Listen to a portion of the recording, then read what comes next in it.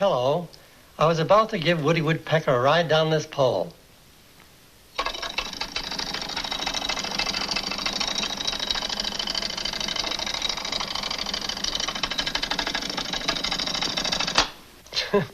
Now I know it isn't everyone that has a woodpecker in the family.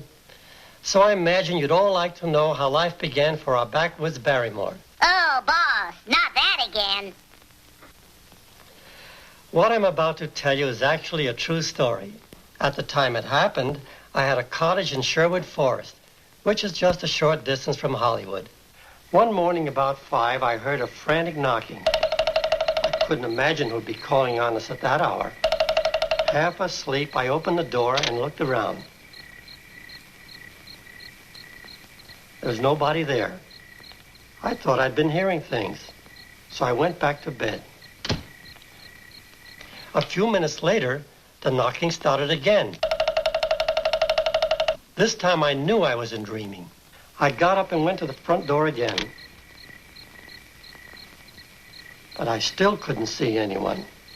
Now I was completely awake and realized the noise was coming from the roof. And what do you think it was?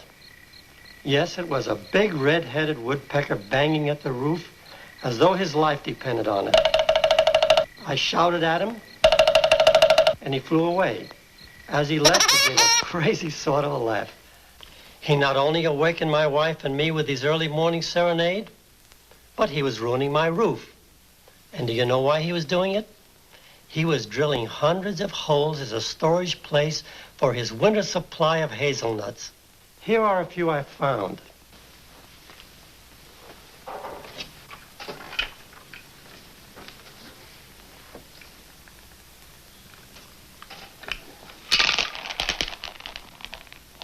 All right, boss, put 'em back. That's my old age pension. Hasn't he got a nerve?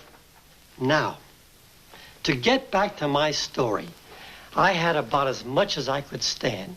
So I said to my wife, Gracie, this woodpecker has got to go. Sherwood Forest isn't big enough for both of us. I started out the door with my shotgun with the idea of giving this woodpecker a real scare when Gracie said, don't you know it's against the law to shoot woodpeckers? And anyway, I think he's real cute. Now there's a very intelligent woman. Pipe down, Woody. And furthermore, Gracie said, he's dynamic. He has color. He has personality. And you know you've been talking about a new character for your cartoons. How about a woodpecker? This sounded like a wonderful idea. So I immediately drew a few sketches of woodpeckers. I'd like to show you what my first impressions were.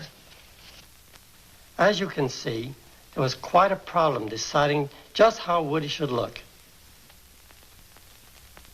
I showed the drawings to some of the artists at my studio. They all felt that a wacky woodpecker would make a good character. So we made hundreds of drawings of woodpeckers. They were all sizes and shapes. This one had a long needle nose. One artist thought that he should have a broken bill. These woodpeckers were too fat. This one wasn't bad, but I felt we could improve him. Now tell him how I became a big Hollywood star, boss. Later, Woody, later. Right now, let's get on with the show.